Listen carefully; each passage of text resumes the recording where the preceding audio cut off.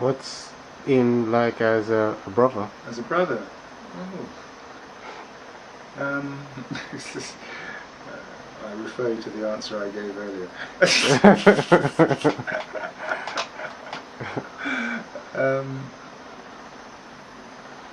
I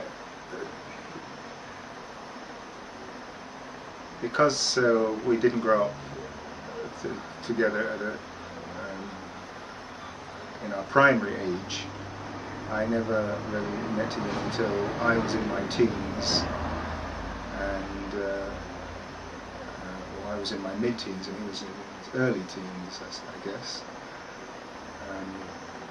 I think it was a bit difficult for both of us.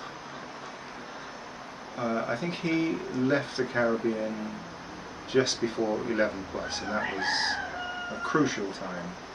I think it probably affected the educational opportunities available to him at that age, both sides of the Atlantic.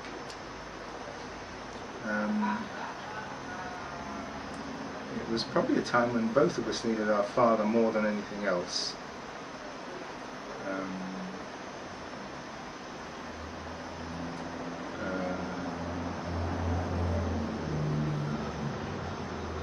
And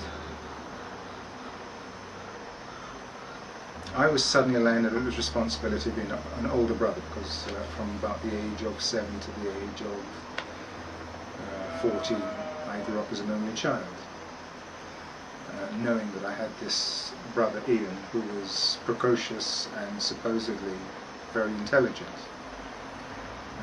and not being a terrific performer at school.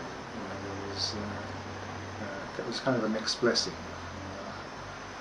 Yes, I was going to be a bigger brother, but this person was supposed to be smart, where probably I wasn't so smart. So I was having to wrestle with those kind of dynamics and thoughts.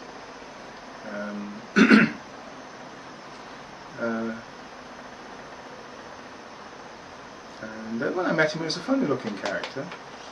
He had this huge head, a bit of a pot belly, and these bandy legs. So I kind of thought, no contest.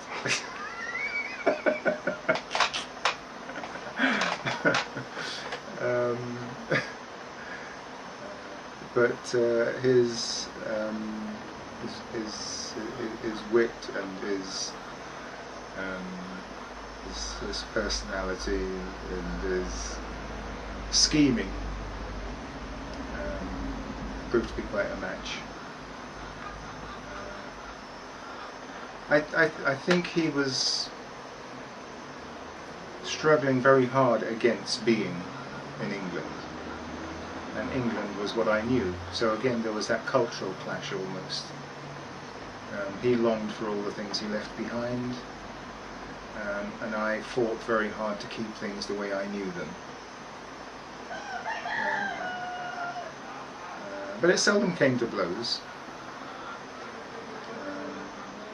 It was a challenge of the mind. I think only once I hit him with a frying pan on his head, but it wasn't intended to be a killer blow. But nevertheless, I think the frying pan came off worst.